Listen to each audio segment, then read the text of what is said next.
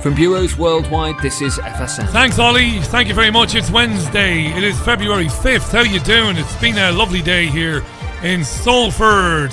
Lovely day. Fog early on. Fog lifted. Lovely day.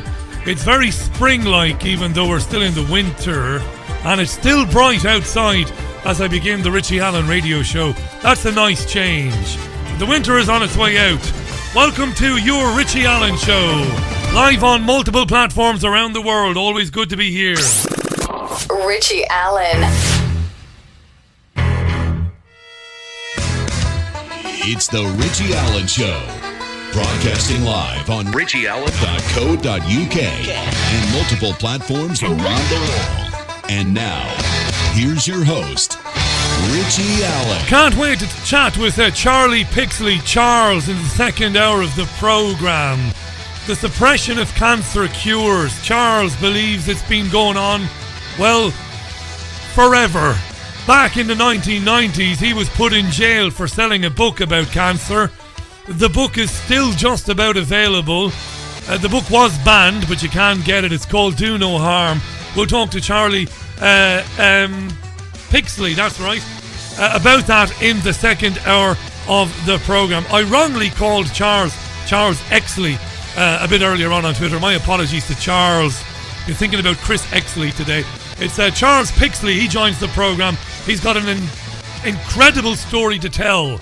So stay tuned for that. Before that, though, Jim Fetzer wings in from Wisconsin, Madison, Wisconsin. It's been quite a while since Jim was on. We're going to talk Trump impeachment, State of the Union. We might even talk about Sandy Hook as well. Jim Fetzer live in about 20 minutes time on your Richie Allen Radio Show. Yeah, so there you are. Apologies again to Charles. It's Charles Pixley, of course. As I was typing that on Twitter, I've definitely had Chris Exley on the brain. Anyway, you know, it's a BBG thing to do. Definitely not the BBC. Right, let's crack straight on with the roundup because time is precious. Lisa Bloom is representing victims of Jeffrey Epstein, the serial pederast, paedophile, friend of the rich and famous and politically connected. Epstein hung himself in jail. Yeah. And Lisa Bloom, who's representing some of the victims, wants Prince Andrew to go to the United States of America. Fat chance. This is a novel, but nonetheless a ridiculous development. Bloom appeared on television today with Rad Seeger. She was in New York with Rad Seeger. He represents the Dunn family. You might remember Harry Dunn was knocked off his motorbike and killed by Anne Sekulis, who is the wife of a US diplomat. She doesn't have diplomatic immunity, but the bitch legged it to the United States, having given an indication to the police that she wouldn't do that. Sorry for using that word, but it's a dreadful thing to do. The family of Harry Dunn, they want justice. So bizarrely today, Epstein's victim's lawyer appeared with a representative for the Dunn family and said, let's have a quid pro quo. Let's send Andrew west, the way of Horatio Alger. Send him west. And send Anne Sekulis east. Let's swap them over and let's get justice for all concerned. Here is Lisa Bloom speaking alongside the representative in America for the Dunn family, Rad Seeger. That's right, have a listen. Both Ms. Sekulis and Prince Andrew must cooperate with law enforcement. I call upon my government, the United States, to return Ms. Sekulis to the UK to face justice there. She will, of course, have the right to an attorney and to present any defenses she may have, and she is presumed innocent. And I call upon the Crown in the UK to require Prince Andrew to come to the U.S. to answer law enforcement's questions about Jeffrey Epstein and his own behavior. And he, too, should have the right to counsel, fairness, and the presumption of innocence. Get on a plane and come and do what I'm doing and sit next to Kiki and help her and help the other victims get that closure and that sense of justice that we all need. There is no other way There are millions of people in the UK who are following the Harry Dunn campaign because they, like us, believe in the rule of law. No more. It's time to end this, and for both Prince Andrew and Anne Secoulis to get on the plane and help the victims of Jeffrey Epstein and the family of Harry Dunn. Yeah, Randy Andy isn't going anywhere. Mummy will see to that. But then again, who knows? I don't know anything. I say this a lot. What do I know? Stranger things happen at sea, so we'll wait and see. Here's an interesting one I came across on the BBC website today. There was a meeting of parents, the parents of school children in Saline, Michigan. Okay? And the parents of students who attend a school in Saline in Michigan came together because of racism at this elementary school. Okay, so all these parents came to a meeting. How do we deal with racism? Because some children are being racially abused. And one parent is explaining about his own son and how his own son was racially abused. And then it all kind of kicked off. And this is a microcosm of the macrocosm. So I thought it was worth playing it. You'll hear a gentleman who originates from Mexico and his son goes to a school in Michigan. Have a listen to this. I remember when I went to his bedroom to say goodnight and he was crying because of the abuse that he was enduring in this school system. Then why didn't you stay in Mexico?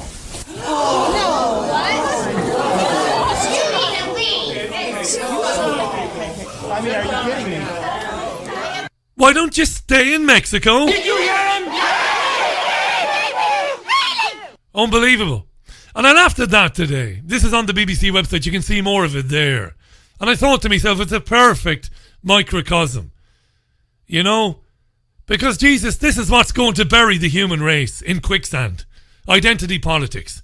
Seeing yourself as unique. Seeing your identity as righteous and under constant attack. And seeing others as the enemy. Everybody else is a barrier to your advancement. Your identity, your race, your person, you know what I mean, right? The group that you have assigned yourself to is under constant attack. It's a race to the bottom, and everybody else is a barrier to your advancement. And the establishment loves it, and it is everywhere, and it is getting more and more and more common, and I don't see a way out of it. That's why I said it's going to bury us all. Imagine the things that are going on in the world. The things that are being done to the human race by psychopathic criminals using things like fake climate change and other things to box us into this prison planet. And we're arguing with one another over which of us is the more oppressed. It's crazy. Isn't it? We don't talk about it enough. Maybe you might say, well, you talk about it a lot, Richie. Maybe we don't talk about it enough. The Health Secretary, Matt Hancock, was on Sky News with Kay Burley this morning, the old ginger ninja. And he was talking about coronavirus. But he also put the boot into John Bercow, the former speaker. Bercow is facing allegations that he bullied his staff and bullied others. It's everywhere today. So Matt Hancock put the boot in. The ways that he treated people were in public was not acceptable. And in these roles, you know, that I have and that he had as speaker, I think that it's not only important not to bully people, it's important to try to set an example. And I've seen the row about whether or not he should get a peerage based on convention. I seem to recall John Burke himself saying that he was happy to rip up conventions when it suited him. And the thing is that being a legislator is a privilege, whether as an MP or as a peer, and nobody should expect that by rights. Yeah, the idea is that Bercow won't receive a peerage. He won't take a seat in the House of Lords which would be unprecedented. Now, you might think that's not that important, Richie. No, it isn't. But I wanted to play you that particular piece of audio, just so you can hear Kay Burley's response. Because when Hancock finishes, as you just heard, she winds up the interview. And she winds it up in glorious Ginger Ninja style. This is quality. Have a listen to this. Health Secretary, it's good to talk to you. I know you're busy trying to save us from this coronavirus, so I'll let you crack on. Thanks so much indeed for joining us. Really appreciate it. 8:15, you're watching Kay Burley at breakfast. What kind of fuckery is this? I nearly choked on my cornflakes this morning. I know you're busy trying to save us from this coronavirus, so I'll let you crack on. What? I know you're busy trying to save us from this coronavirus, so I'll let you crack on. You're busy trying to save us from this coronavirus, Health Secretary, so I'll let you crack on. Do you know how many people have been diagnosed with coronavirus? And I don't even believe that. In the UK, 60 plus million people. Two people. 450 out of 7 billion people on planet Earth have died from the alleged coronavirus, which is a crock of you-know-what, as you well know. Love that. Thanks, Health Secretary. I know you're busy trying to save us from this coronavirus, so I'll let you crack on. Trying to save us from the coronavirus. He's got a cape with a big MH on it for Matt Hancock, saving us from the coronavirus. Now, the Cambridge Students' Union, this made a lot of people laugh today. They've said that military personnel shouldn't be permitted to attend freshers' fairs.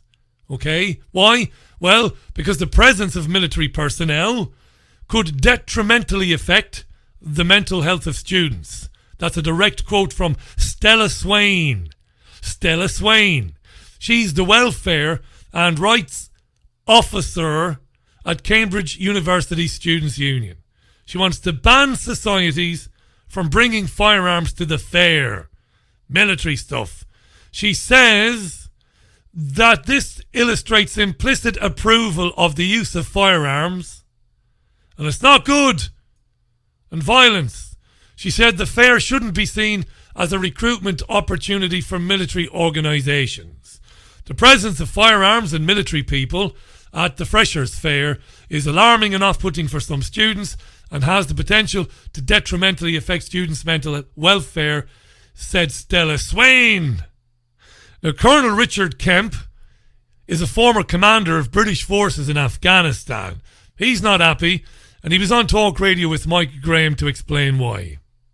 Here he is, Richard Kemp. Yeah, well, not really. It's pretty standard, as you say. It's a further example of the plankery we see on a daily basis now. Plankery nowadays, but I don't think it's. I don't think one can say that it's students generally. I think these are political activists, Students' Union, who simply want to demolish every last shred of our national establishment. They want to tear down everything that's good in our society and replace it with their left-wing nonsense, and that's what this is all about. Well, that is the truth, isn't it? What? What did he just say there, the presenter? What did he say? Their left-wing nonsense, and that's what this is all about. Well, that is the truth, isn't it? Because no, you're supposed to argue with him. That's your job, man. You're supposed to play the devil's advocate in the absence of anybody else and argue with him and say to him, well, hang on a second. You know, after the Iraq War, Afghanistan, the Libya debacle, maybe people are pissed off of soldiers, Richard. Maybe they're pissed off of armies, Richard. Maybe. What do you think of that? This idiot on Talk Radio disagrees with him. Yes, unfortunately, and I was kind of correct, I think, when I was trying to point out these. I was correct, I think, says the presenter. Jesus Christ! These people are supposedly future members of society. They're supposedly future, captains of industry, or people who have important jobs in the civil service, or maybe even become politicians. What kind of preparation for the real world is this? Yeah, it's not. It's a preparation for a fantasy world, which unfortunately is creeping increasingly into the real world, and the sort of people that concoct these politically correct nonsense snowflakery. These are they often nowadays seem to be taking it forward into the adult world as well, and it's completely unacceptable. I mean, the one thing that when you talk about military presence, military weapons or uniforms presence at the Freshers' Fair in Cambridge. What these people clearly don't understand is the reason they're able to do any of this stuff at Cambridge, the reason they're able to study there, is because of their, among others, their forebears among the students at Cambridge who laid their lives down and gave their lives for their country, serving in the armed forces to keep this country free and to enable Cambridge students to continue to study. They might be grateful for those who went before them, fighting in wars to give them the freedom that they enjoyed. That reminded me of this. I have neither the time nor the inclination to explain myself to a man who rises and sleeps under the blanket of the very freedom that I provide, and then questions the manner in which I provide it. I would rather you just said thank you and went on your way. Otherwise, I suggest you pick up a weapon and stand a post. Either way, I don't give a damn what you think you are entitled to. Yeah, that's what he's saying. Don't question this wonderful society that you have. Don't ask us questions. Don't criticize the military. We provided this blanket of freedom for you and all that garbage. You can make a case that the last time anybody attacked the UK was the German Luftwaffe, and the UK was entitled to defend itself. Since then, let's say Great Britain has prosecuted wars of aggression around the world against countries that never raised a finger in anger against the United Kingdom. The military in this country doesn't protect the citizens of this country from an external threat because none exists. None! What the military in this country does is it helps to maim and murder and destroy people in massive numbers around the world based on lies. But of course, Mike Graham, fucking useless presenter on talk radio, he's not going to say that, is he, to Richard Kemp? Are you seriously expecting students at universities to be grateful to the military for giving them their freedoms to go to uni? What freedoms? What have you done? Who's ever attacked the UK? Arsehole. Yes, indeed. 20 minutes past the hour. Hey, the BBC TV licence is in the news. There will be public consultation on possibly decriminalising not having one. If you watch television, BBC, you've got to have a licence. And if you don't, you could be fined up to £1,000. And if you don't pay that, you could go to prison. So Culture Secretary Nicky Morgan says, we're going to have a look at this. I'm not sure. We'll wait and see. But every BBC talk show was talking about this today. A couple of very interesting sound bites from the Scottish 5 Live breakfast guy, Nicky Campbell. He's obviously been listening to the Richie Allen radio show. Have a listen. Social media has changed the news landscape and the way that information is delivered, and people far less than before, people want their opinions reinforced now. They don't want their opinions challenged. I think we've really noticed that in the last 5 years. Some people call it an echo chamber. But, there's less of a situation where people actually want to hear those who disagree with them. And the BBC and ITN and other places are forums for that. It's at least an attempt to be impartial and balanced. Maybe those days have gone and it's all going to be Fox TV type of stuff. How interesting, Nicky. It's exactly what we've been talking about on this programme for years. Echo chambers, very aggressive presenters telling you the way it is rather than trying to get to the bottom of it by exploring every angle. No, just telling you how things are. Maybe the BBC will have to go down that route. Here's Campbell talking about fake news and also BBC presenters' own opinions. Yeah, and in this age of fake news, we have to be very, very careful what we wish for. And of course, if we went to subscription, Rachel, we could then let loose. We could express our opinions, wouldn't we? I'll tell you. I don't think people want to hear our opinions. We want to hear. They would be shocked and surprised, perhaps. They express their opinions constantly. They're just not aware they're doing it. BBC presenters. It's very different. BBC programs sound very different now to how they sounded 25 years ago. Now they are constantly, through the intonation of their voices and through blatantly saying, what they think about certain things, impartiality is gone. Funnily enough, we'll be talking about this with David Sedgwick, who's got a book out. He's got another book out about the BBC. He'll be on the programme next week talking about that. In the meantime, it's 23 minutes past the hour. It's time to get my first guest on. From Madison, Wisconsin, it's none other than Jim Fetzer. Love Jim Fetzer. And Charles Pixley joining me later in the second hour of the programme too. Music from Bee Gees. Love this, 1997. Top tune this, Called Alone, back in 3. Bee Gees on the Richie Allen Radio Show, 26 minutes past 5, Salford, Greater Manchester, drive time. Nothing like it, always good to be in your company. Thanks for the tweets so far.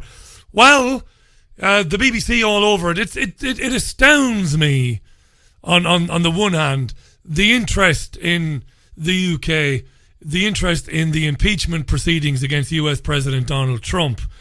Live coverage right across the UK media of the impeachment proceedings. Senators will cast their final vote in the impeachment trial later on, and it is a shoe-in that they will vote with Trump.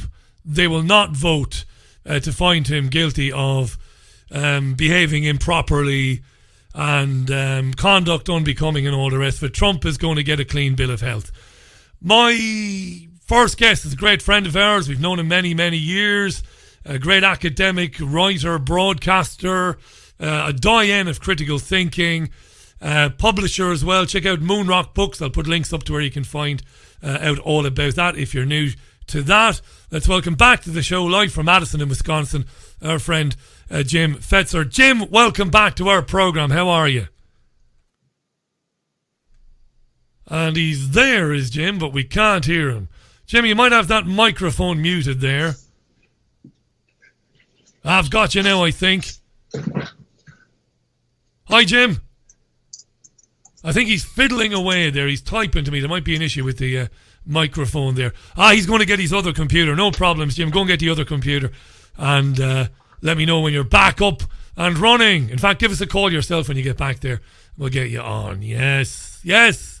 Technical stuff. Let me remind you that in the second hour of the programme, Charles Pixley joins me. Went to prison for statements made in a book that he published back in the 1990s. The book was subsequently banned. It's about cancer.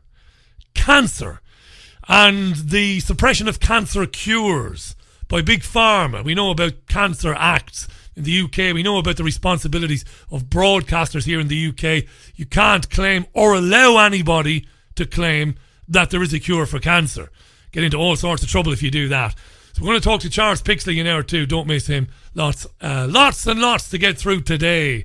I think we'll be able to join Jim now. Jim, welcome back to the programme. How are you?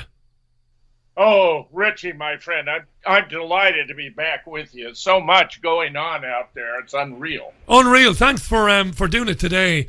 Senators will not vote against US President Donald Trump today. You've been talking about and writing about your belief that this impeachment ordeal, it's an ordeal for the public, I think, more than anybody else, is a nonsense, and that there are many things, or there are some things which Trump could be impeached for if somebody really wanted to do him in. I'm fascinated by that. Over to you, Jim. What is it that Trump could be, hauled over the coals for? What else is there? You're 100% correct, Richie. This impeachment by the Democrats is nothing but an extended campaign commercial. They have taken Representative from Texas, Al Green's admonition to heart. If we don't impeach this guy, he will get reelected. Well, they have impeached him, and absent Google manipulation, which we've been warned about, he will get reelected. But as you observe, Richie, there are real issues over which Trump could, in fact, be impeached that even I would support, including, of course, the assassination of Qasem Soleimani in Iraq. He was on a peace mission. He was the second most influential political figure in Iran. He is Iran's leading general.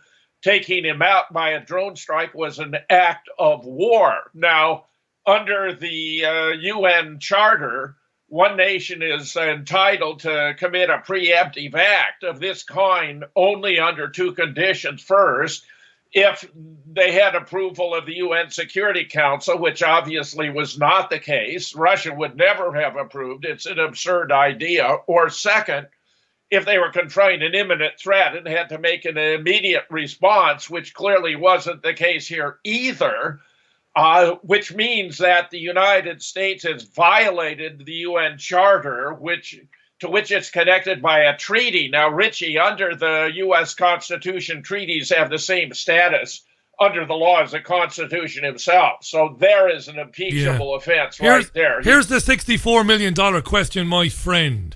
Everything you said there is absolutely correct and present, as I'd expect from the likes of your good self. So why then, if the Democrats are so sick and tired of this man, if they're terrified of him winning again, why haven't they gone after him for the egregious crime of assassinating Qasem Soleimani? Why haven't they gone after him for that? Well, they seem to have turned into the party of war, Richie. That one of the reasons they seem to be opposed to Trump, and for which he's been severely criticized in the press, has been his efforts to end the wars in the Middle East. Now, it's contradictory for him to be talking about starting a new one with Iran when he was in fact elected because he promised to get us out of the wars in the Middle East. But the only occasions on which the Democrats have described him as presidential and the mainstream media has applauded him is when he has undertaken an action like lobbing cruise missiles into a base in Syria because of a fabricated chemical attack. Then he got great praise. But Richie, there's another reason that in my mind is even more important. The sanctions on Iran are a form of collective punishment. That means the entire population is being punished for the actions of its political leaders. Those are proscribed under the Geneva Conventions and the UN Charter. That is, in my opinion, an even more egregious and more deserving article of impeachment that could be brought against the United States president. Yeah, regime change. I hate to use the term regime change. The Iranians have got a government, for better or for worse. It's their government. We shouldn't be referring to them as regimes. The Venezuelans have a government. What he does, what Trump does, and of course Trump doesn't make these decisions. In my opinion, you might argue with me, he's a puppet. They try and starve people to the point where the people will then do their bidding and rise up against their leaders. I think Trump is his own man domestically, but in terms of foreign policy, he seems to be a puppet of Bibi Netanyahu, Richie. I mean, look at what he's done. The idea of declaring Jerusalem to be the capital of Israel when it had to be part of the solution to this complex problem. The idea of declaring the Golan Heights belong to Israel when the world recognizes that to be Israeli-occupied Syrian territory. Unfunding the UN agency that provided refugee assistance to the Palestinians. Also extending the definition of anti-Semitism by means of an executive order here in the United States to include any criticism of the actions of Israel or the government of Israel. I mean, those are outrageous. And then, of course, this peace plan is anything but. This is giving Israel everything it could ever ask for. I have said on the air, and I repeat it here, I'd rather have a Jew who put America first than I would a non-Jew who put Israel first. Does anybody, I mean, outside of the U.S. independent media, people like yourself, what does the ordinary man and woman really give a damn about the closeness of the Trump administration to the Israeli government? Do they care, Jim? That's a great question, Richie, because I think by and large they're oblivious. They don't understand. The average American is having so much trouble keeping a roof over their head and food on their table. They take their news in sound bites. We know the media is a Zionist-occupied vehicle for disinformation. I have a panel of 100 executives from CNN, Richie, 100 executives from CNN, all of whom are dual U.S.-Israeli citizens. I have a panel of 100 executives from NBC. All are dual U.S.-Israeli citizens. I have a third panel from the New York Times. 100 executives of the New York Times, all of whom are dual U.S. American citizens. It's appalling, Richie. They have been very, very clever in infiltrating the media and in dominating the Congress, where Cynthia McKinney, about a decade ago, revealed the pledge and how every new member of Congress is asked to take a pledge to put the interests of Israel ahead of those of the United States. And almost every single member of Congress complies. Yeah, we have it here in the UK as well. The extent of the influence of the Israeli lobby is beyond the knowledge of most people. They just don't understand it. And, you know, it's got... of course, the repercussions are that Israel goes about its business being the torture, the imprisonment, the stealing of land, the demolition of houses on a daily basis, extrajudicial murder.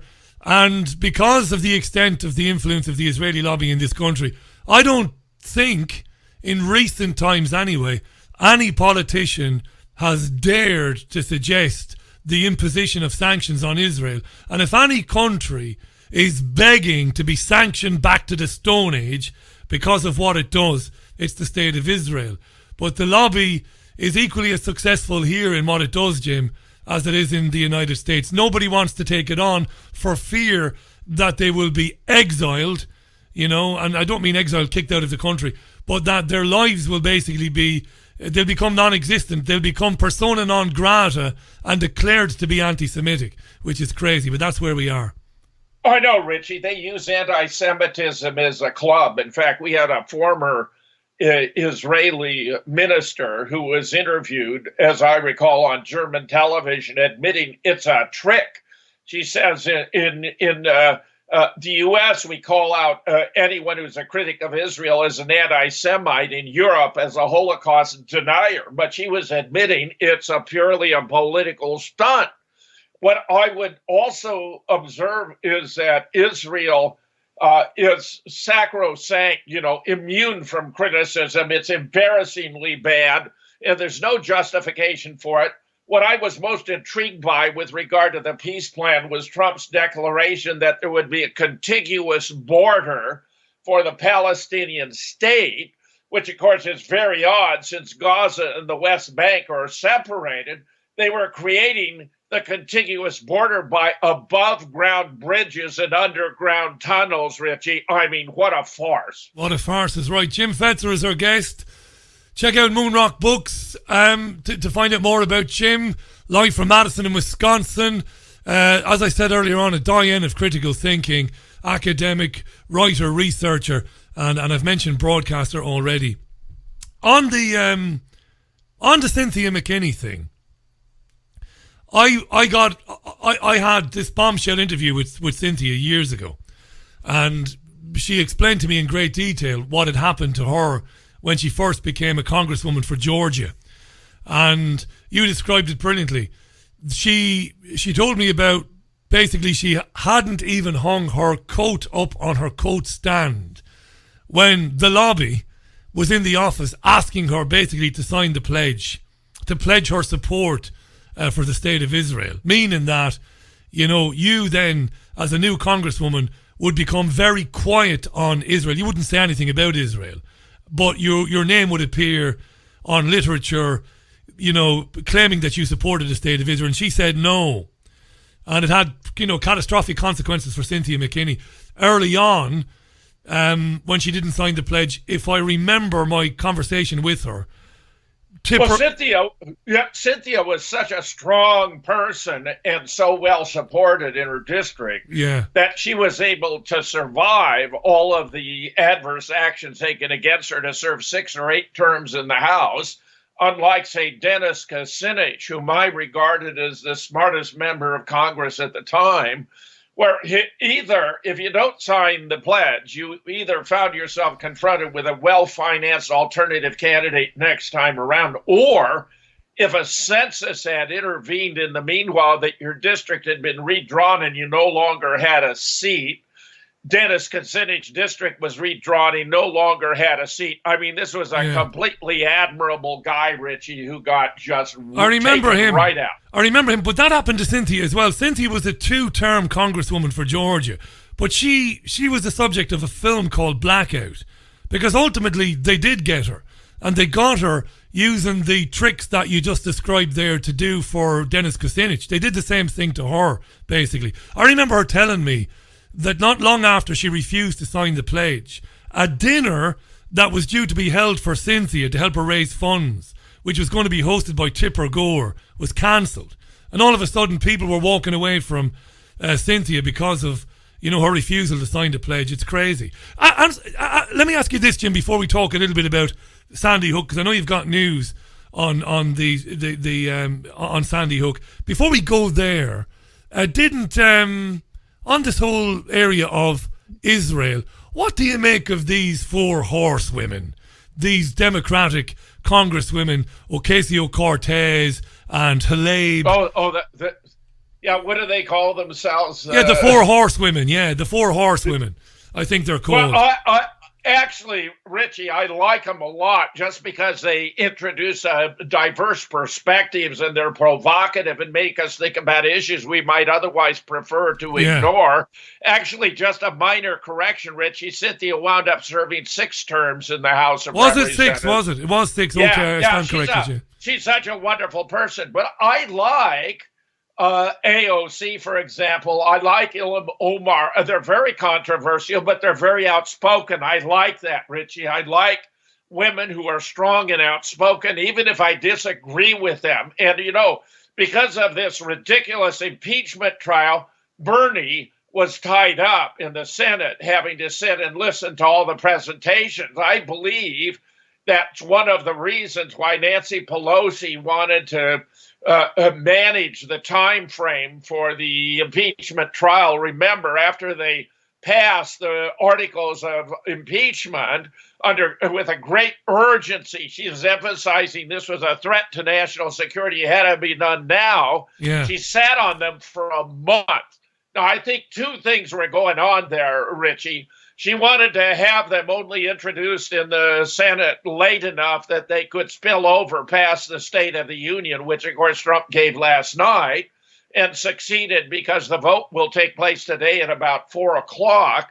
But in addition, I believe she had her Hollywood allies organize the whole thing. If you watched, and I watched quite a lot of it, it was beautifully scripted.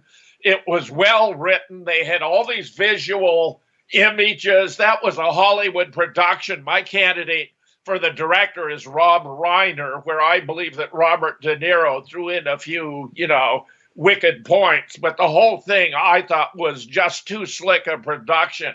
Pelosi, last night extended her hand, which Trump declined to shake. And at the end, as he was concluding what has been politically very well received speech, where he didn't mention the impeachment once, she, with great theatricality, tore up the copy of the speech he had given to her. Trump has outdone her on the impeachment. I mean, his defense was actually superlative. His attorneys were so very good. But the Democrats were just so eager to get something on Trump that they went forward with flimsy and poorly substantiated claims, where, in fact, as you may well know, Richie, there's a billboard in Times Square now that is running 24/7. Joe Biden boasting before the Council on Foreign Relations how he threatened to withhold $1 billion in foreign aid for Ukraine unless they fired the prosecutor who was looking into Burisma, where his son Biden had a position, and he gave them 6 hours to do it before he had to fly back to the United States. And then he turns to the crowd and says, "Son of a bitch, they did it. They fired the prosecutor." Well, that's a classic quid pro quo of the very kind they were falsely alleging Trump had committed. Biden had committed it. Not only that, Richie, but now new reports are coming out that Biden had numerous efforts helping his son Hunter get that position. He was promoting him from the White House, from his office as vice president. It's all very corrupt. I think this is one of the reasons why he appears to be coming in fourth in Iowa. I think that Nancy Pelosi wanted Bernie to be out of Iowa and be sitting in the Senate. That was the other motive. So Biden, who of course isn't a member of the Senate, could be actively campaigning. But for all that, it did him no good at all. Coming in fourth is even Chuck Todd, the liberal host of Meet the Press, said is catastrophic for Biden. Yeah, this Mayor Buttigieg and all this, it's interesting. I want to ask you this. You and I have butted heads over this before. I'm going to set you up. I'm going to set you up for a bit of criticism. I don't know too many, intellects like yours. You're as smart a guy that's ever been on this program. Very, very smart, very well read. Eccentric, I think, which is a great thing. Incredibly bright. And yet, no matter what happens, I remember you supporting Donald Trump before the 2016 election. And I've been saying for at least 10 to 12 years, and I don't categorize myself, I don't put myself alongside you in terms of intellect, I don't. But I've known for a long time that it doesn't matter who sits on the throne, who holds the office of president or prime minister. It matters not a damn. And yet I get the impression from you, Trump turns out to be everything I thought he would be, disappointing you and others. And yet you still have some connection to the electoral system in your country.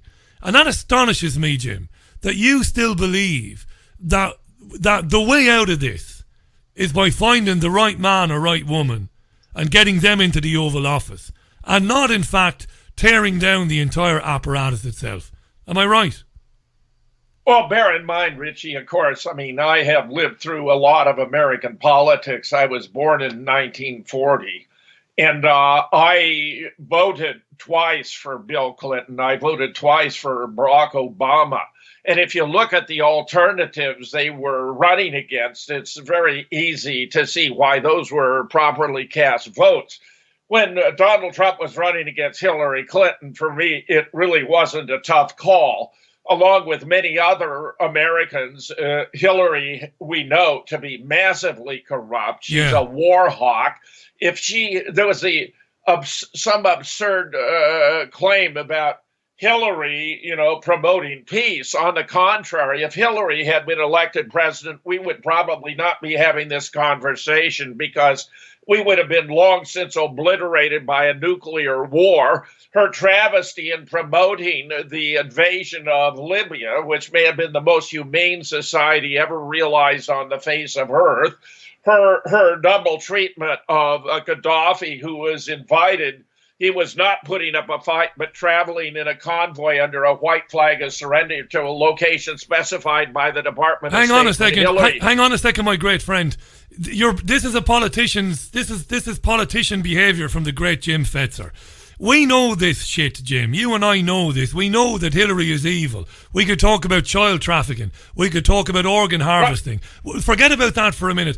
Why does a guy like you, why are you still, tethered to this system that you believe that somewhere down the line there might be, no matter who stands, no matter who runs, they're all multi-millionaire men and women with connections to big pharma and big business. None of them are ever going to do anything other than that which the banksters want them to do. When are we going to understand that and tear the whole thing down, is what I'm asking. Well, Richie, you're underestimating the differences between the parties that actually matter. Most importantly, vis-a-vis the judiciary. Trump has already made a couple of appointments to the Supreme Court, and it's highly probable that if he is reelected, he will make as many as two more. Ruth Bader Ginsburg is on her last legs. It's a miracle they can prop her up so she still appears to be alive when she's virtually a cadaver. Right. He has made appointment after appointment to the judicial system, the federal courts, something around 138 appointments or more, Richie. It's going to have an enduring influence, and I must say, I've come to appreciate the difference between judges who adhere to the rule of law and the Constitution and those who do not. When you mentioned my Sandy Hook case, I've been living through basically a lawless trial that was brought to punish me for speaking out about Sandy Hook, for bringing together 13 experts, including 6 current or retired PhDs, where we established the school had been closed by 2008, that there were no students there. It was done to promote gun control.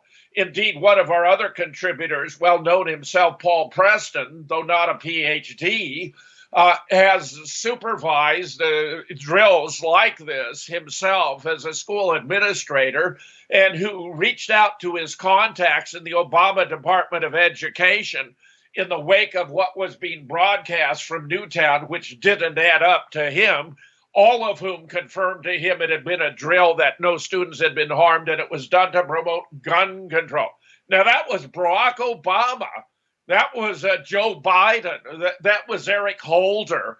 I mean, that was a disgrace. They actually, Obama nullified the Smith-Mudd Act of 1948 that precluded the use of the same techniques of propaganda and disinformation within the United States that were being used by means of the Smith-Mudd Nullification Act of 2012, just in time to bring us Sandy Hook. And we've since seen a barrage of additional staged events like the Boston bombing, Orlando and Dallas, Charlottesville, Parkland. You mentioned Moon Rock books, Richie. Yeah, Boston for sure, yeah. I have edited 9 books for Moon Rock, bringing together experts to expose what really happened. Would you believe, of the total of 12 volumes we publish now, Amazon has banned 6. Yeah. That can only mean because we're right over the target. This lawsuit was a classic slap suit, a strategic lawsuit against public participation intended to punish those who violate the preferences of the deep state by exposing their corruption, the shams they're perpetrating, the frauds on the American people, and to set an example so that others won't follow in our wake. They will know. They'll be dragged into court, and it will last a long time. I'll tell you this much, Jim. Expensive. I'll tell you this. You would be the first to admit that I've always been extremely, as I should be anyway, fair to you when it comes to Sandy Hook. I've always been open-minded, and I've always invited you on to have your say on that. And I've put the other side in the absence of the other side being on, and I have respect for it. And I do have respect for the qualifications of the men and women that have contributed to those volumes that were banned. And I'm more than happy to talk about this ongoing, because I know that in the coming weeks you're going to have more news about your own, case with Sandy Hook, and I'll be inviting you back on to talk about that. But in the 5 or 6 minutes that we have left, I want to press you on this notion. I mean, you spoke there about Trump appointing these judges, and it's fairer than it was under Obama. But Jim, earlier on you said the man campaigned on the basis that wars of intervention would come to an end, that the US wouldn't be the world's policeman.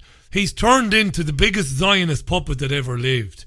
He's pushing and harassing countries in the Middle East. You mentioned Syria earlier on, and the OPCW and the fake chemical attack, the Trump response to that.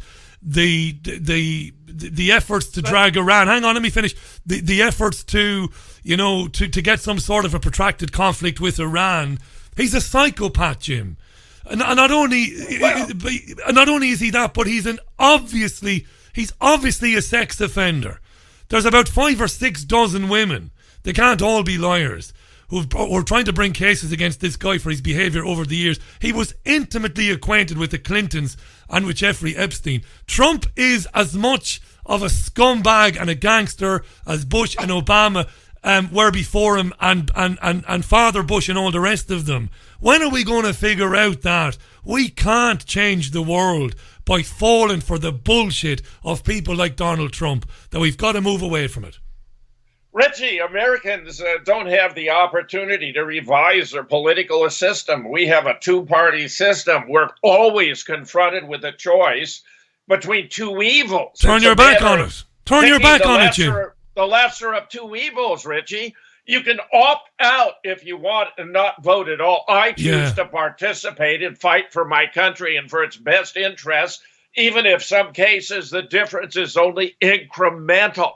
I want to add, by the way, that this taking out of Soleimani, which led to a response by Iran, we have a Pentagon report released under Freedom of Information Act that showed that response was far more devastating than reported, that we had around 285 casualties, 135 dead, many airplanes, hangars were destroyed.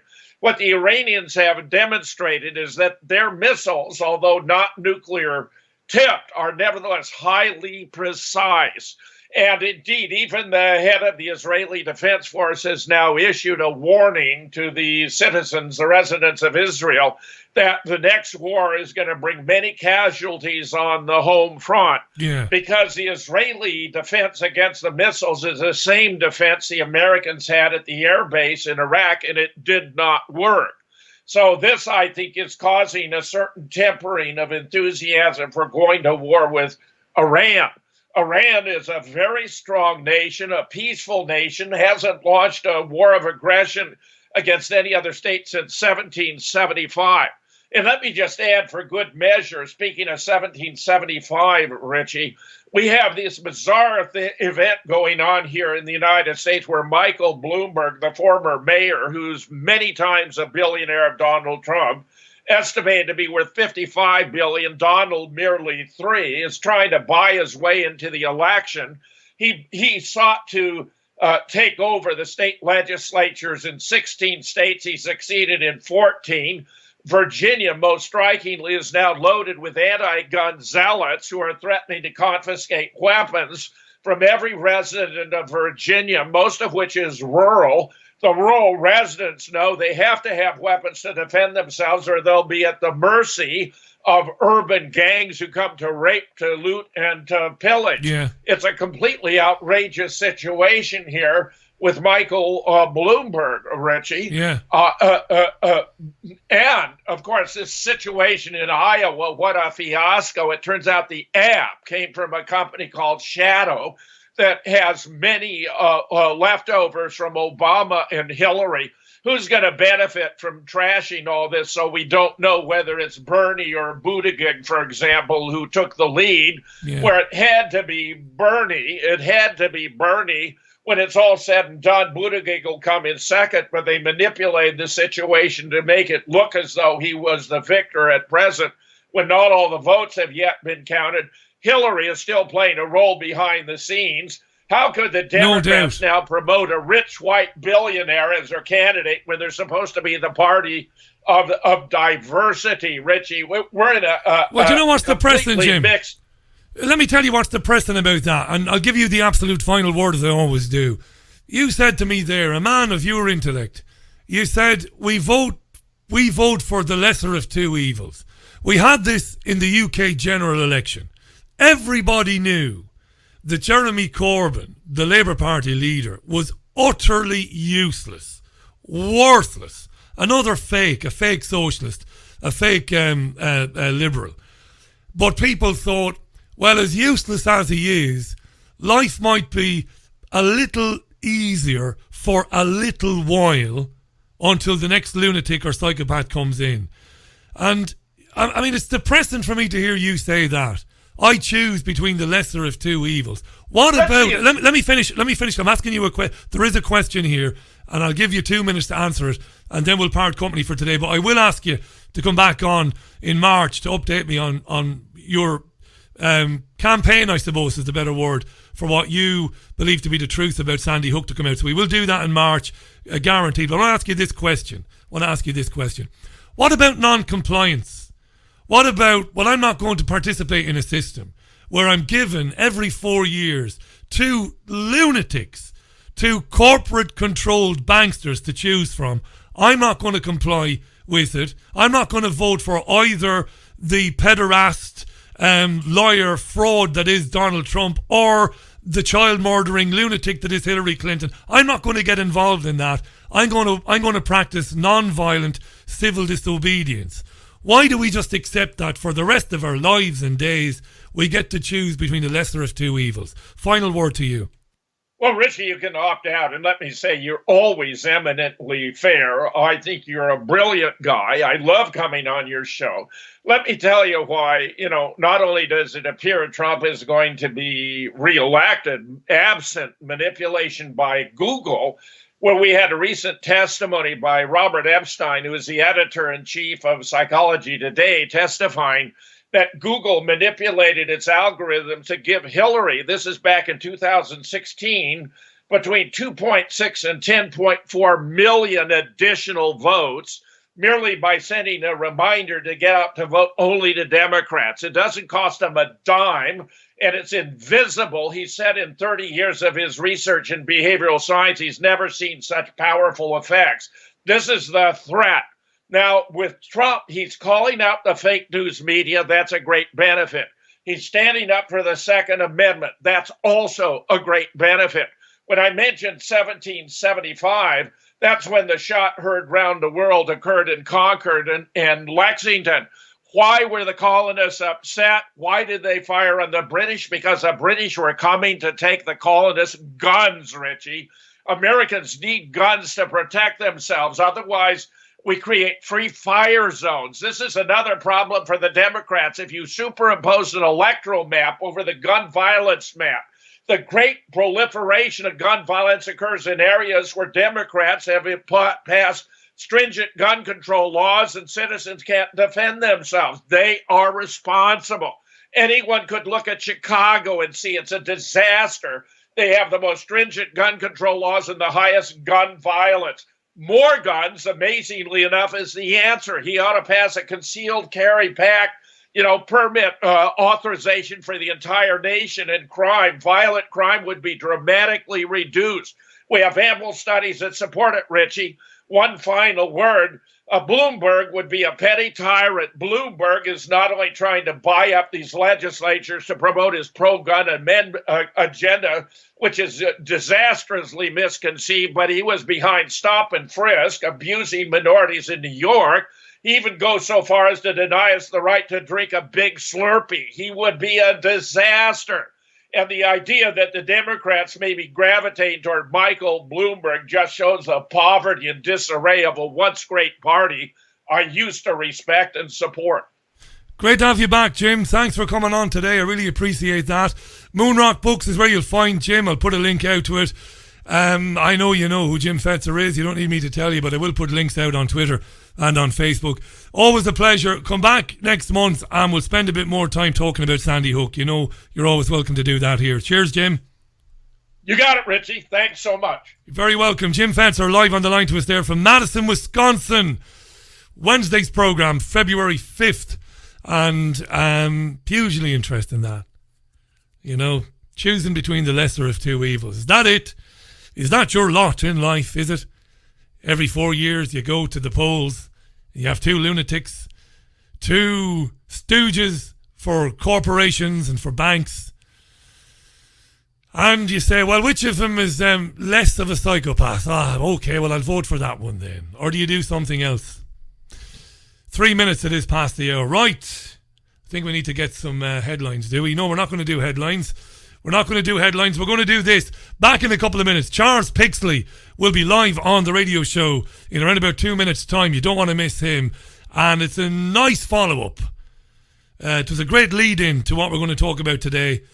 Part of my conversation last night with Dr. Amanda D. Vollmer. We talked about cancer. We're going to talk about cancer cures and what the consequences are, can be, and were for Charles Pixley when he talked about a cure for cancer some years ago. Plenty to come on the Richie Allen radio show for Wednesday. Back in a couple of minutes' time. Renowned healer Mark Bayersky travels the world to find the most unique and powerful crystals for self-healing. Since the ancient times, crystals have been used as healing tools. They hold a natural healing vibration and are highly charged in positive energy. Mark teaches how to channel the universal energy and transfer it to the crystal to activate its healing power. Each crystal is used for its unique ability to target a different physical or emotional challenge. Mark Bayersky is an author, healer, speaker, and founder of the Pure Energy Healing Academy. He shares powerful messages of inspiration and healing on his daily YouTube videos, reaching millions worldwide. Mark's crystals, healing oils, and incense sticks are most sought after by other healers. His collection is available online at www.markbayerski.com. His work is presented through Lemon House, a company that creates and curates consciously made gifts.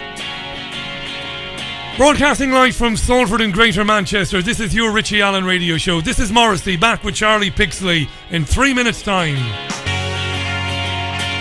Yeah, Manchester's finest, Morrissey, and the more you ignore me, the closer I get, from Vauxhall and I. That's the album. Coming up for 9 minutes past the hour. Very serious stuff, this. I've been doing independent radio, having left commercial and national media some years ago. I've been doing independent radio now since, I don't know, 2009 maybe, 2008. And cancer always comes up. It's important. Statistics come out all the time. I think the most recent statistics I read were that 1 in 2 of us will be diagnosed with some form of cancer in our lives. What an amazing thing that is. And with the development of technologies like 5th generation mobile technology, if you believe people like Chris Busby, why wouldn't you? A genius when it comes to non-ionizing radiation. More of us are going to get cancer in the near future. Maybe it won't be 1 in 2. Maybe it'll be 2 in 3 maybe in the coming years.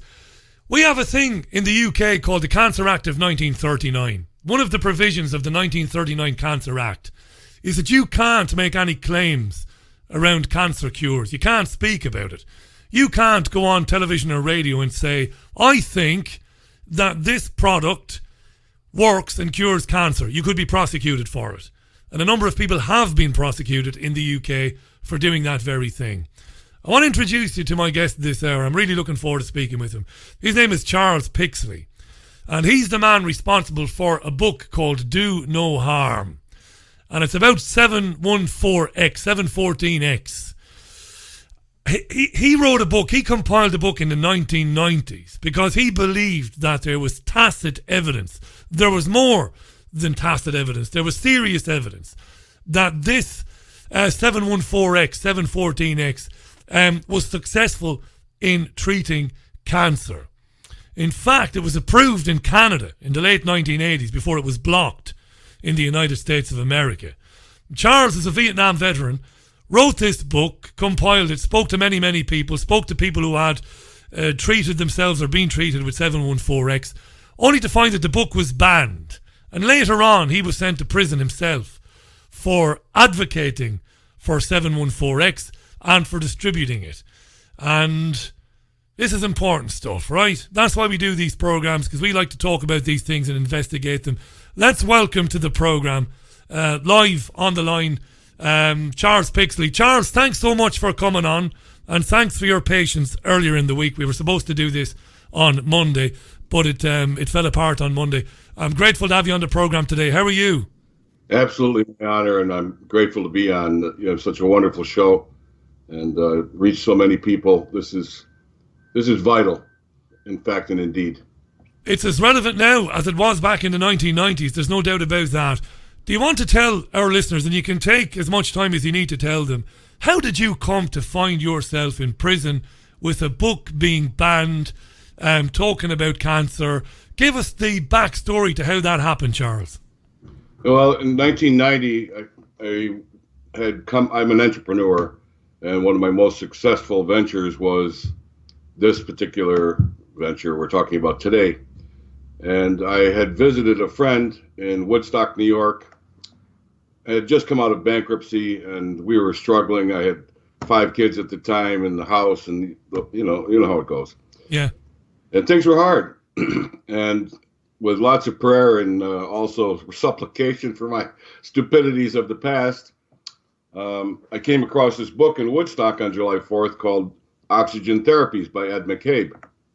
And Ed McCabe is a very famous speaker and author. They call him Mr. Oxygen. You can find him on the web. And in his book, Oxygen Therapies, he discussed how you can cure cancer with oxygen. And that to me it set off it was like a lightning bolt. I had no idea there was such a thing as a cure for cancer. And I was in my 40s at the time. And so, and I had purchased a company for $1 called Writers and Research Incorporated. And the lightning bolt, everything came together finally. The prayer was answered. So I contacted Ed and I said, I'll make it a deal with you. I'll put you on the radio as a publicist, and I'll buy your book wholesale and sell it retail. And I had my paradigm, if you will, is a circle of energy. The radio show benefits, the listeners benefit, the publisher benefits, the author benefits, and we benefit. So everybody benefits in the circle. And so I started booking him on radio, and it was an instant success. And by the beginning of the next year came George Bush, the Poppy Bush, Gulf War, and Major General Perry Smith was the spokesman on CNN in those days. And he wrote a book. He's also a PhD. And he wrote a book, a business book. So I saw an opportunity. I hadn't really fully cognized this discovery that we're going to talk about in a minute. And I had him booked on 2 major shows, Dr. Schuler's Hour of Power and the 700 Club. And we sold on those 2 shows maybe 40 to 60,000 copies on each show within 10 minutes. So that was like, oh my God, we went from nothing to flush, $250,000 in revenue the very first year. So then somebody came up to me and said, well, if you're doing that for all these authors, you should do it for this guy. And they handed me a book called The Persecution. It was called Galileo of the Microscope at the time. It was about a scientist, Gaston Naison, who came from Lyon, France. He created a microscope that in today's money would be probably $5 million value in today's values. And in that microscope, he explored and expanded upon Antoine Béchamp. Yesterday you had Amanda Vollmer on, and Dr. Vollmer was talking about Béchamp and Pasteur. And what Béchamp, and before him, Emile Dayen, discovered that is in our blood, there is a life force that's called a somatite, or tiny body. And that tiny body has a multi-stage life cycle. And furthermore, it's indestructible. And it has a 16-stage life cycle if a person is going into a degenerative stage. Now, I don't know if you can show the attachments I sent to you here on, if I can show it or not, I'm going to try. Yeah, we're radio now, so I can't do anything like that. But I can link later on to where people can see the documents that you've sent me. But as it is in TV, I can't do it now. Okay, fine. So this the 3-stage life cycle in the somatide in a healthy body is observable under his microscope, and it's replicated every time. It's truly scientific, where it's absolute. It's not conjecture. And then you can track through the changes in this life cycle of the somatide, the advance or the degeneration or regeneration of a person's what Béchamp and Naison called the milieu, or the whole. So the terrain of the body. And so he saw very clearly that when he's going into cancer, you can say to them up to 2 years before it actually occurs, you're going to have cancer. But when they have cancer or they've been diagnosed with cancer, it's evident in the blood or it's not. So in other words, it can confirm or deny whether somebody has the cancer. But in fact, when they have it, it's clearly evident in the blood, and the pictures show it clearly. From there, he created a medicine, a homeopathic medicine, by the way, called 714X. He labeled it 714X. It's nothing mystical. He just chose the 7th letter of the alphabet, which is G for Gaston, 14th letter N for Naison, and the X is the year of birth, 1924. So there's nothing more than that. But the medicine is a for anybody who understands homeopathy, it's a 3C dilution of camphor and a more than a 200C dilution of 1 molecule of nitrogen, 1 molecule of ammonium in a saline solution. The miracle, the astounding miracle, and the reason I say that this is both, should be the foundation of all cancer therapy, or all regenerative therapy for that matter, but cancer in particular, should be the cornerstone, is because all cancer, and this you can ask any oncologist about this, all cancer secretes a hormone that blocks the immune system. So when a person has cancer, quite literally, the body's immune system doesn't know that. It can't see that. And this medicine unlocks that, it shuts off that signal, and the body's immune system then attacks the cancer, wipes it out, and you pass it out through your normal physical excretions. So we've lost Charles momentarily there. Charles, we just lost you momentarily there. I apologise for that. You've gone completely there. Let's just hang up and reconnect there, and get him back on. This is fascinating. I'm going to sum up in about 15-20 seconds what Gaston Naissance, the Frenchman who went to Quebec, what it is that he believes he discovered. So we'll sum that up because it is very interesting. This we've got Charles Pixley live on the line, who was sent to prison and had a book banned in the 1990s for writing about this discovery by this French scientist, okay, who was initially basically ran out of France, was prosecuted for practicing medicine without a license in France, and then went to Quebec, and he put forward this theory that all of us have got living organisms in our blood called somatids or somatids, living organisms that are vital in our bloodstream, in our blood, vital for life, okay? And that through observing these somatids, you can basically see cancer. And you can see the onset of cancer very early. And it was on the basis of that Gaston Naissance developed what we know as 714X, which is a treatment for that, and which Charles Pixley believes basically eliminates cancer in the body. And that's what we're talking about here. And I hope we can get him back because it's fascinating, this. Charles Pixley on the Richie Allen radio show, 21 minutes past the hour. He's disappeared completely there. I think he might have gone down. He might have, his computer might have crashed or something because I can't get him back on. And it's telling me for the moment that he's offline, which will be a real bloody shame because we were just getting into it there. I expect there to be a lot of questions and comments, by the way. Right, Charles, you're back. You're back. Now, by the way, I would suggest to you that you turn your camera off. It might help with the bandwidth. I can see you and you can't see me. It's just because it is radio. And as good looking a guy as you are, Charlie, I don't need I don't need to see you today. Right, now, I was doing a very brief summing up there. Let me do it again. You've introduced me to the concept of somatids or somatids, which are very, very, very tiny organisms in the blood which can only be observed under a microscope, and they are necessary for life. And that Gaston Naissance basically diagnosed these, and he linked them to, well, he used them to in a way that he was able to determine that cancer was present in the body or would be present.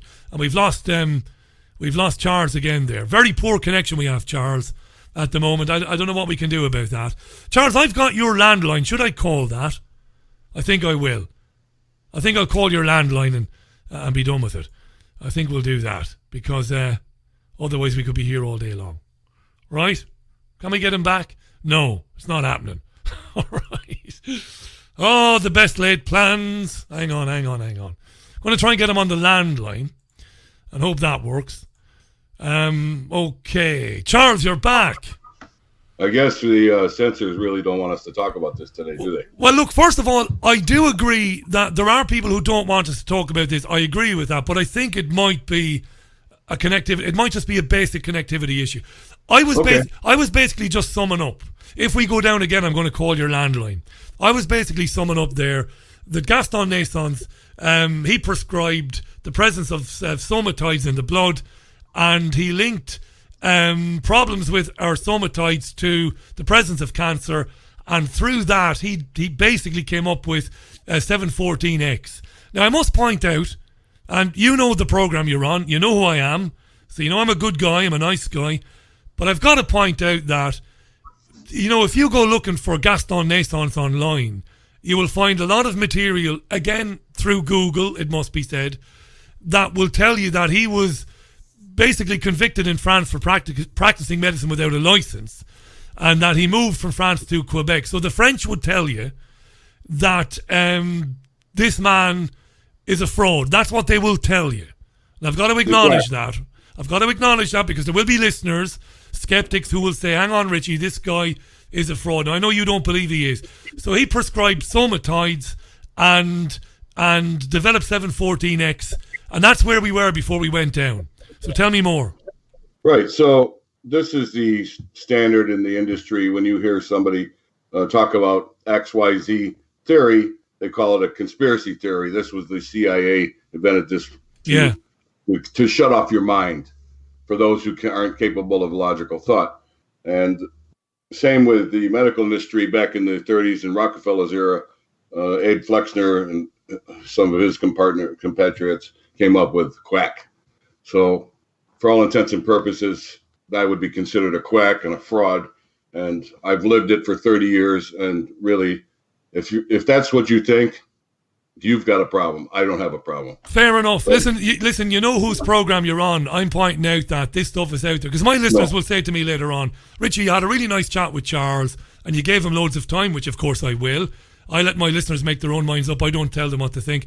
But if I didn't mention the fact that if you go to Wikipedia tells you that 714X hasn't been trialed anywhere. And that's nonsense. I know this is. No, I know, and that's why you're here. You're here to counter this. I'll give you the best example. I'm sure you have it in Europe. We certainly have it all over the world. And that is, you can have the tie a ribbon on for a cure, run for a cure, wear pink shoes for a cure, baseball, soccer, rugby for a cure, whatever. But if you tell somebody you've got a cure, oh my God, then they come at you. So I read the Cancer Act of 1939, and by the way, it is not active in Northern Ireland for some reason. And also, if you are found guilty of advertising, we're not advertising, we're educating. And second of all, if they accuse you of that, you get the chance to defend yourself. Yeah. But the fine is £50, and the second time is £100 and 3 months, possibly 3 months in jail. So then it goes on to describe that if this publication, which I put together, called Do No Harm, this was originally created to serve the law, which is Title 21, Part 56 in the United States, which is called informed consent, and was passed on to the FDA in total and in part. And they had complete understanding and complete access to everything about this medicine, including the trials. We were the official, we were conducting the trial, if you will, but the homeopathic does not require a trial. But we were doing it according to the book and according to the law. And because I became very aggressive, I was on radio in those days, and I'm sure you'll remember, before Clinton changed the law, there was probably 2,000 plus or minus owners of major media radio programs. And I don't know how many on TV. I didn't focus on TV. I focused on radio because it's a voracious market. To me, it's the best communication device in the world. No doubt.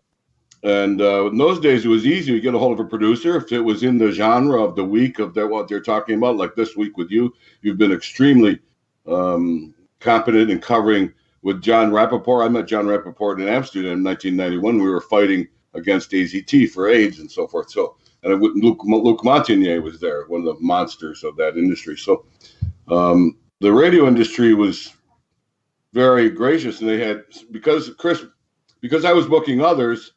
And then after I learned all about Nason and Chris Bird's book and really dug into it, and then found Dr. Schildbecker, and we formed an institutional review board under the law of Congress to make this available to the American public under informed consent, and then really get the word out and help as many people as we could.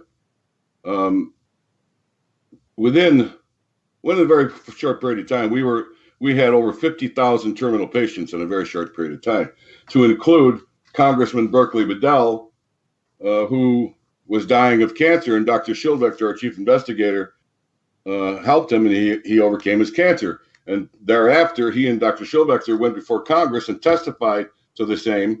And within a month, they blocked the access to the Americans for this medicine. Now, this is very important. Let's hold that thought. This is very important. I want you to say that again. Slow down and say that again, because it's true, and it's very interesting, and people should know this. So you can tell I got fired up. Now I'm good, and we have plenty of time to talk about this. So a member of Congress was given, basically, he was given time to get his affairs in order. He was told, your time is up. He was terminal, and he was treated with 714X. Correct. And overcame his cancer. He went to Congress and testified about this. Correct. In June of '92. In June of '92, this had been approved in Canada 3 years earlier, in 1989. Let's stop right there for 1 second, because you brought this up in the intro.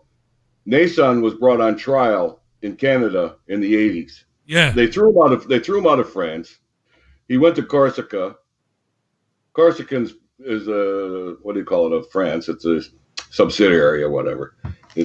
And so that didn't work. And a man by the name of McDonald, Mr. McDonald, I think it is, who owned the McDonald Stewart tobacco concern in Canada, brought him up to the Montreal and got him installed in the University of Montreal. And once they saw what Nason was doing and how successful he was, they booted him out of there, and he moved to further out east in Quebec to Rock Forest. And then that wasn't enough. They ramped up a charge that of murder, because some patient died. I mean, who ever heard of a cancer patient dying? Of course. So that they took him to trial, and that was Chris Bird's final focus of his book called Galileo of the Microscope, which was then renamed The Persecution and Trial of Gaston Nason. It's still available. You can find it on Amazon or wherever. Anyway, so he won his trial, and as a result of winning his trial, the Canadian government approved the medicine, but because Big Pharma basically controls everything, I think they're more powerful and more dangerous even than the military-industrial complex, they made it so that you could have the medicine in Canada through the same, Canada and England, Europe have the same medical authority. I think it's called, I forget what it's called in Canada, but they have the same medical authority where it's free, so to speak. And in order to get it in Canada, you have to be terminal. They've had to use every conceivable attempt through chemo and radiation, and then the doctor has to prescribe it. So it requires the knowledge that it exists, and B, the doctor willingness, and by then you're gorked out and have nothing left to fight with. So I was just going to make that point. If you've gone through the various rounds of chemotherapy, and then the doctor says we can't do any more, your body is in a very bad state from the chemo anyway, which might make it difficult for any other remedy to work, in that instance. And that's a very interesting thing. You're absolutely right to mention, it's very important that Naissance was tried as an accessory to murder, but was acquitted, and then the medicine 714X was approved in Canada. Again, I've done my research into this. Everything you've told me is true. I commend you for that. It was approved, and it was approved on the conditions that you just outlined. That everything else had been tried before. This is fascinating. We've got Charles Pixley on the line. He's written a book called Do No Harm. The book was banned, and Charles was put in prison for it. We'll talk about that in a few minutes' time. We're talking about a remedy or a medicine made up of camphor and nitrogen, ammonium salt, sodium chloride, and ethanol. Charles is convinced that it has been hugely successful in treating people with cancer. It's typically either inhaled using a nebulizer device or injected into the lymphatic system. That's how it would be administered. It can't be harmful at all. It can't be. That's a fact. but many people, including Charles Pixley, believe that it has had unqualified, unprecedented success in dealing with cancers. And this is hugely important. Now, talk to me about why you became such a proponent of it, Charles. You must have seen it in action. I mean, you must have had enough evidence that it was working in order for you to commit yourself so wholeheartedly to it. Well, that's just true. I mean, it's not a matter of belief anymore. It's a matter of knowledge. I know for a fact that it works. And to go back to the blood test that we were talking about, what Nason developed, there was an additional blood test created by Dr. Schilvector on a chemical basis. They both took 20 years to develop it, but they didn't know each other. So it was happening simultaneous. But the point is that in both cases, they can pre-diagnose cancer 2 years before it happens. And when treated with 714X at that stage, a person doesn't develop the cancer. So the threat that we posed was that if you can pre-diagnose cancer, if everybody went in for a test and found out they're going to have cancer within a year or 2 years and were treated at that stage, what would that do to the multi-trillion-dollar industry? So there's your threat. So yes, I've seen numerous times. I've used it myself. Just so you know that anything I discuss, I use it myself first so that I know what I'm talking about. I could give you story upon story of people who've come from death's door and are still with us today, or unfortunately, most of the time, by the time they hear this, they've already gone through they've been told there's nothing more, there's no hope. And as Dr. Vollmer said yesterday, there's a psychological factor. As soon as the doctor sees you have cancer, what's the first thing he tells you? You're going to die. You got to get in right away. You've got to have the chemo and radiation, blah, blah, blah, blah, blah. And it's always the same story. They give you a prognosis then. They say, well, 6 or 8 months, and maybe if we treat it aggressively, you might get 2 years.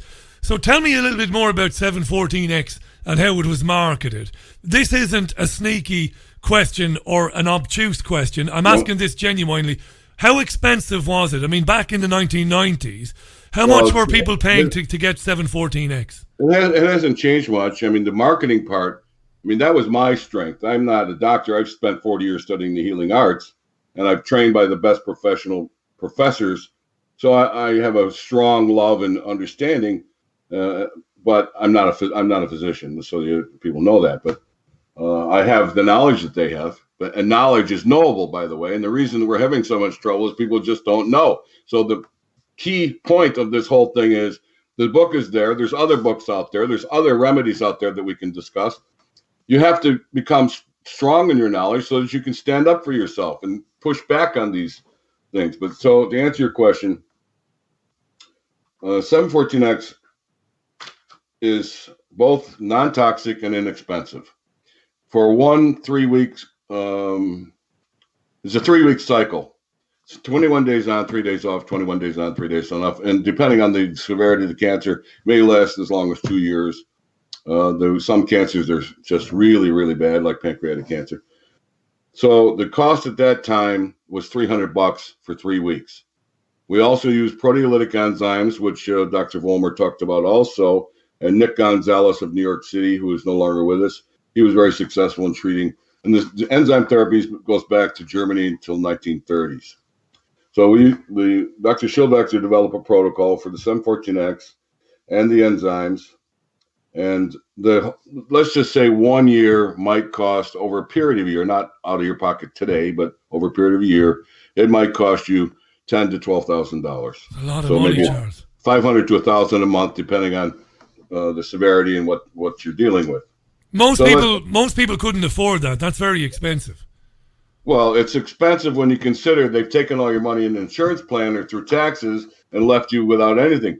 But if you look at it, if a person has a will to live, you spend more than $12,000 on a car. You go out, $1,000 a month is cheap to survive because it's doable, or even $500 a month. Where there's a will, there's a way. Most people, we had a lot of people came to us and it was too late. They've been charged with medical bills in the millions, which is unfathomable to me. But the average cancer cost in this country, and I don't know what it is in Europe. It would take me an hour to figure it out. But the average cost of cancer in the United States runs in the neighborhood of an average of 160,000 per person per cancer, but more cases than not, it's in the millions. Yeah, I'll give you that. Yeah, I'll give you that. It's extraordinarily expensive if you live in a country that doesn't have free healthcare at the point of necessity. I will give you that. Well, free, but free to whom? You know, you're limited to, when in your system, in the European system, in the Canadian system, it's free. But what is it you get for free? You have an access to chemo and radiation. Now, granted, emergency care, we have the best in the world. God forbid you have a car accident, I want them, the allopathic world. But when it comes to degenerative care, chronic care, we're kindergarten still, where it's death for profit. And I don't mean that is a pejorative. I do mean this is a death for profit society. So if you look at some of the agendas that are out there, but just in cancer alone, I analyzed it before I did the last radio show. And in this country, the statistics from the NIH, and you can look them up, they tell you that there's approximately 1.7 million people who contract cancer. But if you dig a little deeper and look at the cancer per gradient, such as white people, black people, Latinos who are not black, Latinos who are black, et cetera, Asians, and you look across the board and add up the statistics that way, it comes to about 4.6 million people per year in this country alone. And if you analyze it further and just be very generous at $100,000 per person, you're looking at $3 trillion just, and 30 million people just since they put me in jail in 1996. It's an industry. 30 million. It turns over an unbelievable amount of money every year. Unbelievable. If you analyze it, if you extrapolate that to the world. And the fact is, and nobody can dispute this, is that more than 8 times out of 10, if you're getting radiotherapy, you're not going to survive in the long term. In the medium to long term, you're going to die. This is a fact. We know this. It's an undisputed fact. It destroys every good cell in the body. It destroys your natural immune system. It fries your brain. It's a terrible thing. And yet, as we pointed out earlier on, the Cancer Act here, officially, radiotherapy is the treatment that oncologists are supposed to use. There shouldn't be any discussion of anything else. I'm not in any danger discussing this with you tonight. I'm fascinated because I believe you're sincere. I believe that you believe that 714X has been successful, has worked. I don't know if it has. I can't endorse it, but I know that you believe it. How did you end up in prison? I mean, this is a country that prides itself on the First Amendment. I get this all the time from Americans. Oh, Richie, you think you're a smart guy. You can't say this. In America, we can say anything. I can publish a book. I can say what I want. How do you end up in prison for writing about and recommending this particular treatment? How did that happen? Well, because when I first heard about it, and in this country, when you serve your country in the military, you take an oath. And I take oaths very seriously. I've only taken 2 in my life. One was with Dr. Schildvector, the Hippocratic oath under the laws of treating somebody in health. But the first oath I ever took, not counting the oath to God, was to defend the Constitution against all enemies, foreign and domestic. And when I saw this, I saw very clearly that there is a domestic enemy that is the most insidious enemy that we've ever faced. And there's an epic betrayal that's been going on for 100 years that was started by Rockefeller and Carnegie. And it's still going on today. And then when we came up with this healthcare plan that wants to mimic or mirror what they've done everywhere else in Canada and in Europe, then what I see there is medical control over your life and telling you what you can and cannot have. So being outspoken, and when I was in my 40s, I had a whole lot more fire than I have now. I was not as kind and as empathetic as I was, and I would just get really, really intense, where maybe I'm a little bit intense today because I'm excited, but I'm not as threatening today, where before I was. And this book covers from the sublime to the most scientific. This book will address to anybody of any strata of education. So we made it very, very successful in getting on the air. And for one, we'll give you an example. In 1990, I'm going to say 92, I was on WKABC in Los Angeles on a 5-minute drive time where it's, punk radio. They're just making jokes and entertaining people in the morning. They don't really care about much of anything except keeping people entertained. And I was on there for 5 minutes. We got 3,000 phone calls for people who were terminal, wanted more information. And that's how it was then. And at the time, you can see how the indoctrination is set in. Then people would call and say, well, if this is so good, why doesn't everybody know? What? That means to me that if you didn't see it on a cartoon show this morning, that can't be true. And within a year of that kind of discussion, people would come back to me and say it's all about money. And even today, most people now know that it's stacked against them, but they don't have the strength of knowledge to leap over and do something about it. So, well, as you said, it's expensive. Well, compared to what? So I wasn't, and listen, I wasn't trying to be, No. I didn't take it wrong. I'm just saying, people will think, I get that all the time. Yeah. And the other point is, I've been doing this for almost 30 years. So you either think I'm totally insane, because I already went to prison for it. I stayed silent for 22 years. And then when President Trump came out with the Right to Try Act, which mimics, which basically says if you've been told you're terminal, you have the right to try an unapproved new drug. So, okay. Although that the pharmaceutical industry means one of our new drugs, which is still the same as it always has been, it implies to me that he can try this too.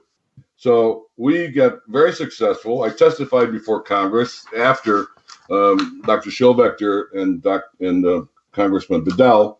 And by the way, if you read the material, I don't have it immediately in front of me. It's hard to page through and get things really quick. But there was ministers of health, and there was diplomats and other people there's a list of testimonials as long as your leg. Billy Best in the early 1990s, a kid, 17 years old, ran away from home to avoid chemotherapy after one dose of chemo at Dana-Farber in Boston. He ran away from home and made national news. He was on Good Morning America, and he didn't want to come back because they didn't want to kill him. And in this country, if you have a child, God forbid you have a 4-year-old or any year-old, anything under the age of majority, and they have cancer, and you say, I'm not going to allow you to have chemo and radiation, they will take the child away from you and force it on them and kill them anyway. So Billy ran away from home, and this presented this problem. So I tracked him down somehow. I went over to Canada and brought the medicine in and got it to Billy. And Billy is still alive today. This was in, 28 years almost. And he wrote a book about it. You can find that on the line. So that was the door, the crack in the that I opened for myself. Well, I didn't realize it at the time, but so we testified before the health conference when they were still forming legislation for what would become the Obamacare, because it was Kennedy, Waxman, J. Rockefeller. And J. Rockefeller in 1991 said, "You're going to get health care reform whether you want it or not." Talking to Americans. Yeah. And of course, I was enraged the whole time. I was just a ball of fire. I mean, you just couldn't. You couldn't put out the fire. I was just awake. I was sleeping 2 hours a day, regardless of how much whiskey I drank. It was just, oh my God. It was just, and people were calling at all hours of the day, wake me up in the middle of the night and have the same. They'd be calling from Europe or wherever. We had the Sultan of Brunei. We had movie stars. We had the highest and lowest strata of people from all over the world. So we made a big splash, and the FDA was fully informed of what we were doing because we told them so, and we wanted to do it above board. And I met with both Governor Cuomo of New York, the original Governor Cuomo, and Governor Wilson and California's staff. And I testified before Congress when they were forming this healthcare reform under what they called at that time managed care. And I said, excuse me, Your Honors, if you manage care by definition is antitrust. It's a forming of a monopoly.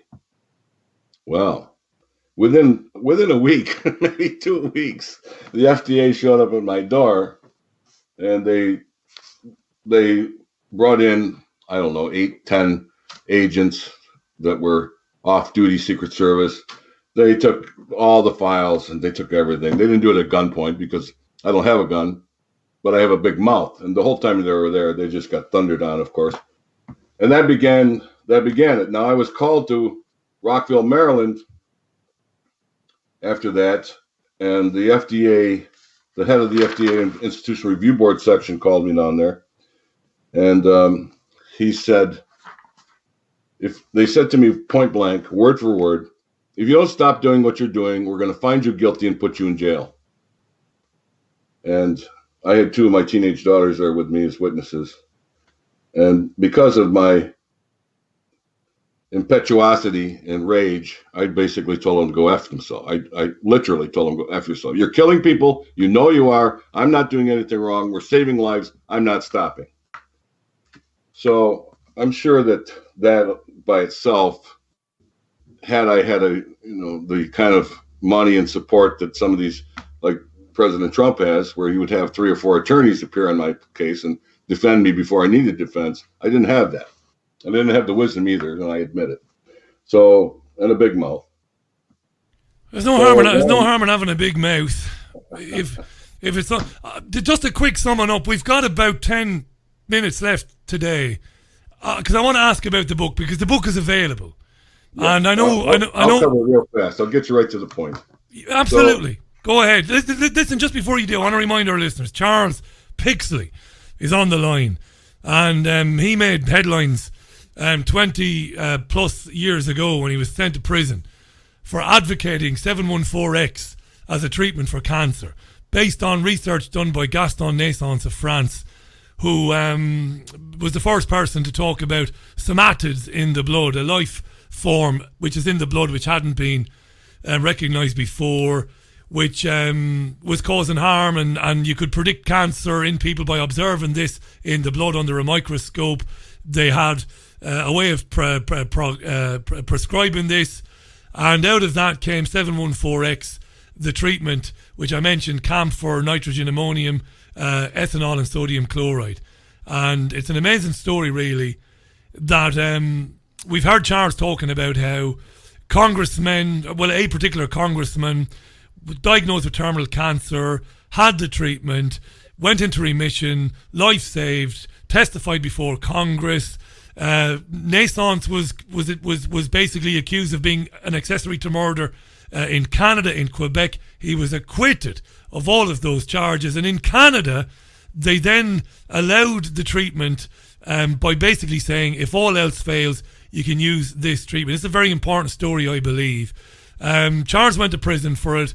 He believes, he's a Christian man, he says he believes passionately in this treatment, and he's advocating it today. You can't talk about these things today, not in UK television and radio anyway. There is a huge pushback by big pharmaceutical companies, not only in the US but around the world, trying to prevent people talking about alternative remedies for cancer. Let's talk about the book that was banned, because I know a lot of our listeners will want to read it. It's called Do No Harm, 714X Defying a Hopeless Prognosis. Tell us about it, Charles. All right. So to summarize, I know they're going to take me to court. They're going to put me in jail. They're going to try to, right? So I had a friend who introduced me to the Assistant Secretary of Health, the boss of David Kessler, underneath Donna Shilley, the Secretary of Health. And we applied for a waiver, which bypassed all these rules and regulations, which you really didn't need, but hey, take whatever we can get. And he granted it. So now we're going to court. I was indicted on 19 counts of alleged importation of an unapproved new drug, which was where I opened the door with Billy Best. And we went to court, and there was maybe 1,000 people had petitioned for treatment with the medicine that we worked with, that we could provide evidence of. We had a stack of letters 3 inches high that was submitted to the judge, testifying that this was, that I was doing the right thing. And the first day of the trial, I was winning. It was clear to everybody I was winning. That next day, the judge was called to Washington and had a private meeting with President Clinton and Chief Justice William Rehnquist, who has since died of cancer. So he had a private meeting with the President of the United States and the Chief Justice. And when he walked in the room on the next day, it was written all over his face. I was already convicted. I could see it. It was coming. And sure enough, by the end of the session, it was over. And he found me guilty. And they wanted to put me away for 19 years. We were compelled by law to appeal. We appealed at the Second Circuit Court of Appeals. And at exactly the same time that they were arguing, Dr. Kevorkian and the West Coast and the doctor from my own hometown, coincidentally, on the East Coast was applying for doctor-assisted suicide, for the right to doctor-assisted suicide, which they do anyway, but they wanted to have the authority to do it. And so we applied for, well, if you have a right to doctor-assisted suicide, you must also have the concomitant right to save your life through any means available.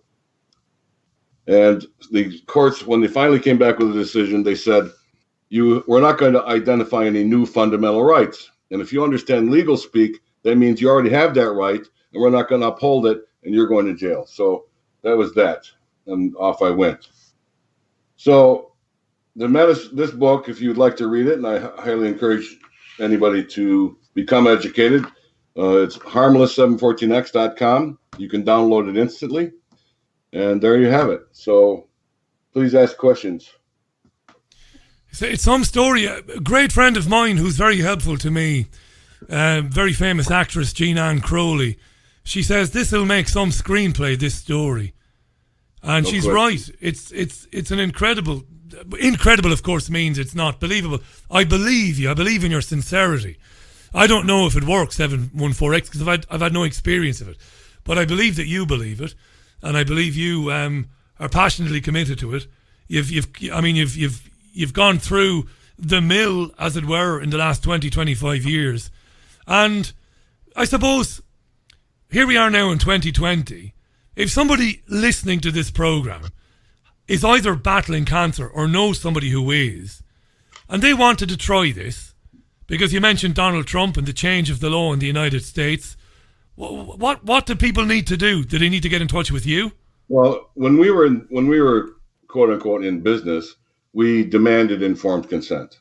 This book was put together by law for people to read it so that they could give fully informed. There was no excuse, whether it be scientific, legal, at every level, they were able to discern whether they wanted to use it or not, and they would submit their consent form, and then we would facilitate them receiving the medicine. Now, I don't touch the medicine, I don't touch the enzymes, I just educate, and that's it. So they would call directly to, they put in a call, and they would have it sent to them directly. Just to give you an idea, anybody who's ever used this medicine is still with us will testify. It's not just that I believe it or know it. They will verify it with you. Believe me. It's astounding the response that this medicine causes. It shuts off the hormone that blocks the immune system. You change your diet a little bit, go into more alkaline diet, more plant-based diet. You oxygenate your body. Maybe prayer if you're of that mind. But the will to live outweighs any medicine, regardless of this medicine or any other medicine. It's your will to live is most important, first of all. But to strengthen the immune system simultaneously to using this is almost immutable, almost omnipotent, almost. So, yes. Does it work? Absolutely. Does it absolutely work? Maybe.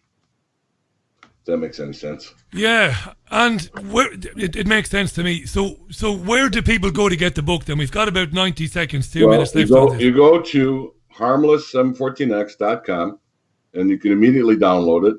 If you insist upon a written version, paperback version, you get it on Amazon. Do No Harm, Defying a Hopeless Prognosis with my name, and it'll come up, and you can get the paperback, and they'll mail it to you within days or however long it takes. So that's the primary way. And I'm happy to answer any question. If people want to call me directly or write to me directly, I'm wide open. I don't turn anybody down. If somebody wants to argue with me, or I'll do that too. I'll take anybody on. You cannot defeat me with 3 minutes on the internet after I've done it for 30 years. It's just impossible. And you think you know something, maybe you do. I mean, there's Harry Hoxsey has been out there for almost 100 years. That Hoxsey therapy is still working. Hydrazine, back in the post-war Germany after the Nuremberg trials. Dr. Andrew Ivy came home from the trials, and he was a panelist. He brought home Kreviazin from Germany. They crushed him. They destroyed him. Royal Raymond Reif back in 1920 destroyed him. Dr. Stanislaus Brzezinski in Texas. They were trying to destroy him for 40 years. And he's still plugging away. Andy Wakefield from your own neighborhood. Look what they did to him because he fought against, and same with Len Horowitz. They fought against vaccination. So, A, you have to be aware of what's going on. B, when you use 714X, it's only a half cc. I don't know how to describe a half cc on radio other than the fact that maybe it's as much perfume as you put on your face is too much. You know, if you put on cologne, if you use a half cc, that's probably just about right for your whole once a day. So it's not a whole lot of medicine, causes no side effects, and you become knowledgeable. That's the key. Know what you're talking about. When a doctor tells you have cancer and there's no hope, you got to get in right away. You say, excuse me, doctor, how many patients you've had in the last 10 years and how many are still alive today? I want people to be so confident when they go to a doctor that when they're told they have cancer, they say, oh, thank God, I thought it was something serious. Great to chat with you, Charles. Thanks for coming on the program today. I'll just mention again, folks, harmless714x.com. Harmless714x.com. You'll find more information about the book there and how you can buy it. You've been listening to Charles Pixley live on the radio show this afternoon. I really appreciate your time, Charles. Thank you so much. Thanks for sharing that story with us. And I don't doubt we'll speak again in the future. I really appreciate your time today. That was Charles Pixley live on the Richie Allen radio show. That's it for today. Thanks for listening. Thanks for tuning in. Got to go now. I've not even got a tune lined up. Absolutely gripped by that I was. So I've not got any music lined up to go out of the programme with. Big shout out to Jim Fetzer, who was on the programme in the first hour. Chuck Ocelli is among the guests on tomorrow's Richie Allen radio show, which will be with you at 5 o'clock. Usual time, usual channels. Before that, though, I'll be with you on the live stream nonsense tomorrow on YouTube at 9:30 in the morning, the newspapers thing. Until then, bye from me. Bye now.